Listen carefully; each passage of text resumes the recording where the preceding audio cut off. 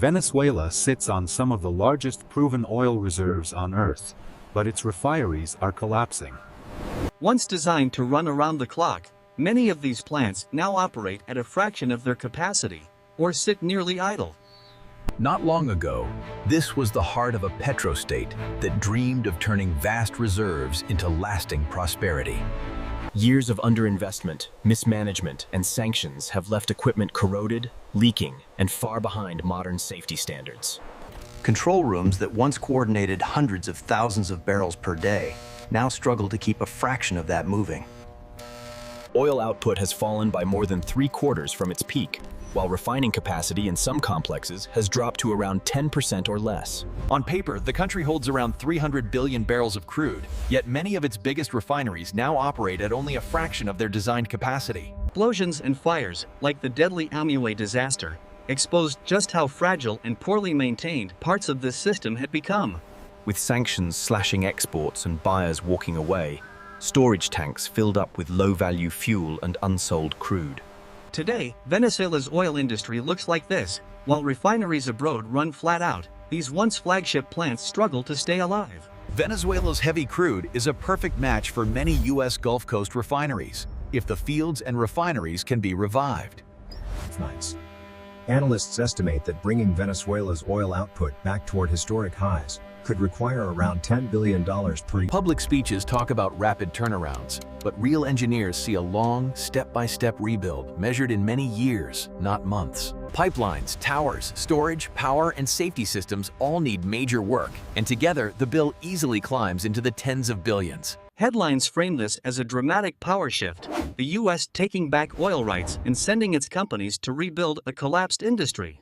For investors and local communities, this plan is a mix of enormous potential rewards and equally serious political and security risks. Venezuela holds more proven oil in the ground than almost any other country, but produces far less than its potential because the infrastructure above the ground is broken. To make this plan work, U.S. oil majors, Venezuelan refineries, and Gulf Coast demand all have to line up under stable rules and long-term contracts.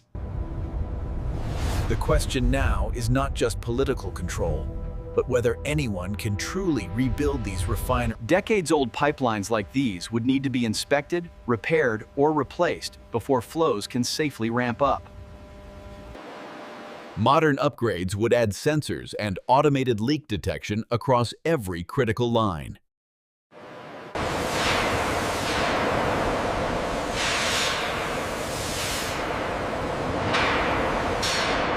Rebuilding means not just restarting old hardware, but replacing entire towers with safer, more efficient designs.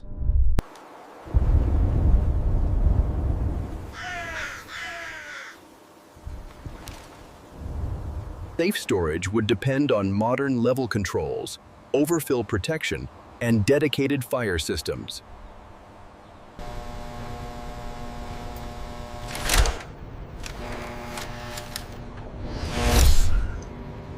Any serious rebuild would start in the control room, with new automation and safety systems overseeing every unit.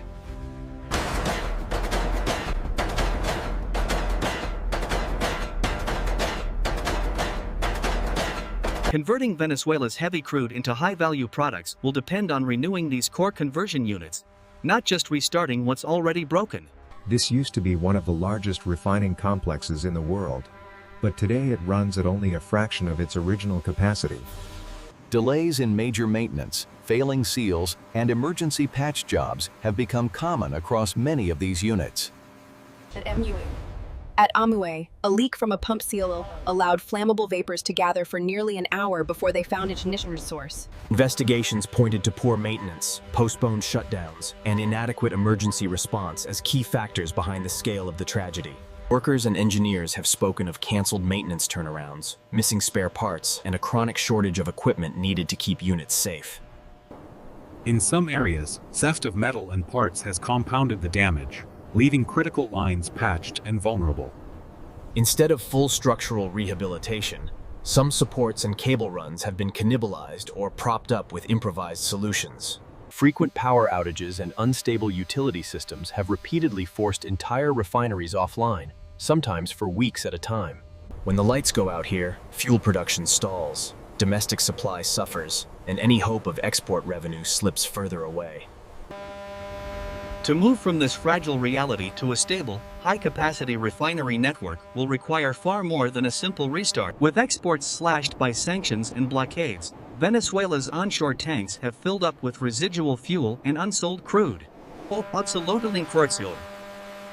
audio captures the sounds of an industrial environment, featuring the occasional dripping of liquid. Some of the lowest value residues ended up in open pools, a last resort to avoid complete shutdown when nowhere else was left to store them. Key export terminals that once saw a steady parade of tankers now often sit quiet, with few ships daring to dock. Under a U.S.-enforced blockade, some tankers tried to slip away by spoofing their identities or switching off their tracking signals entirely. A shadow fleet of tankers has tried to move Venezuelan oil in secret, but it has not been enough to prevent storage from filling up onshore. With tanks and even anchored tankers nearly full, PDVSA has had to cut flow rates and shut in wells upstream.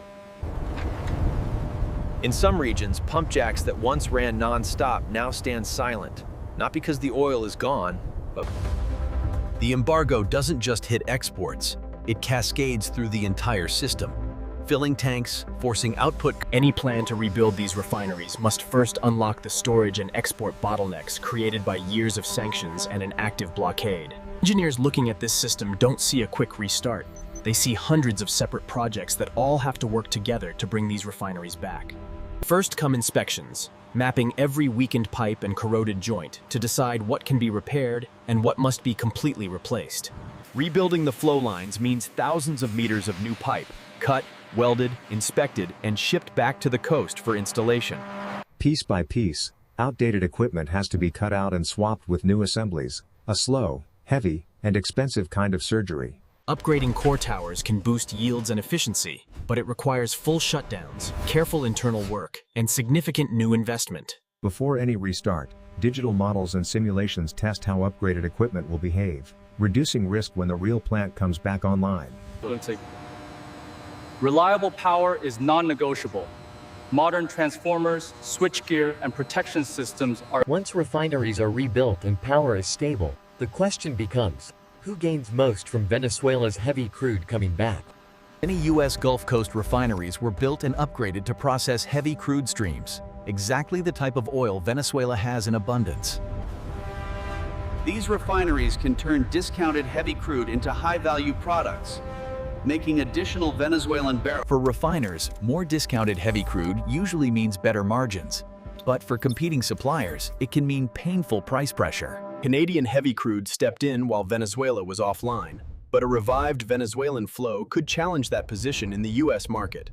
Even early headlines about Venezuela's comeback have nudged Canadian heavy prices and producer stocks lower, reflecting fear of new competition.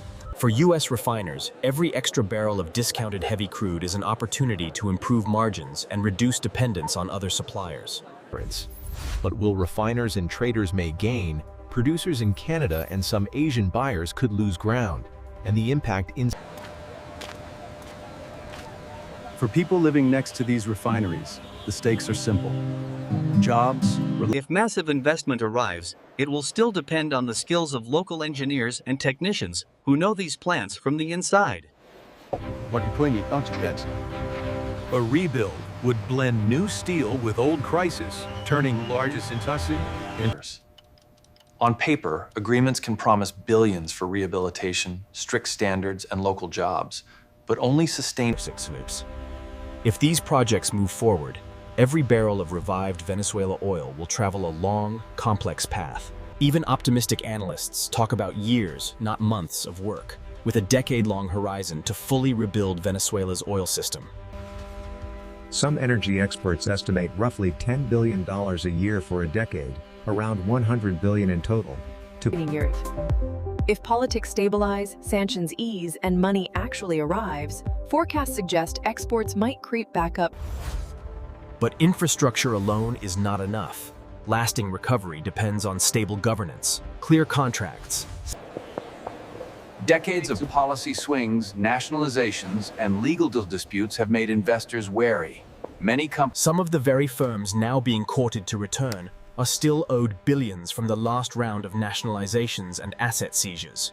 Even if contracts are signed, Venezuela must compete with projects worldwide for the same engineers, drilling rigs, and refinery equipment. With oil prices under pressure and many easier projects available elsewhere, Venezuela is just one option among many for cautious investors. Any new wave of sanctions, political turmoil, or capital flight could freeze these projects midway, turning half-finished upgrades into new liabilities. In reality, Venezuela's oil future could follow very different paths, ranging from steady recovery to another. In today's oil market, Venezuela is a small light on a crowded map, but its reserves mean any comeback. The country holds roughly 17% of the world's proven oil reserves, but today contributes well under 1% of global production. Analysts estimate that if Venezuelan output climbs back to about 2 million barrels a day, it could shave a few dollars off global oil prices by 2030. PET+ producers are already wary of oversupply. New Venezuelan barrels arriving into a weak demand environment could complicate their balancing act. Term, global oil demand may plateau or decline, but even in most climate scenarios, if demand plateaus, any extra supply, including from Venezuela, could put additional pressure on prices and on higher-cost producers. Even as the world invests trillions into cleaner energy, legacy producers like Venezuela remain central to whether these plants become a revitalized export engine, limp along at half capacity, or fade. For ordinary families, these announcements mean hope for more stable power, fuel, and paychecks. But they've heard big promises before. Many people here say the same thing. They don't just want new managers. real jobs. The real questions are simple. Can these refineries genuinely be rebuilt? Who will benefit? For now, oil still turns many of the gears of the global economy. But every year, that engine is changing shape. How Venezuela chooses to use its vast reserves, and how the world chooses to use that oil, will help shape the next chapter of global energy. For the people who clock in here each morning, politics and global markets feel distant. What matters is whether the lights stay on and the units keep running. This was the story behind Venezuela's broken refineries and the gamble to bring them back. Now, if you want to see how other parts of the world's energy system really work, there's much more to explore. All visuals in this documentary are reconstructed for educational purposes and do not depict any specific real facility or company.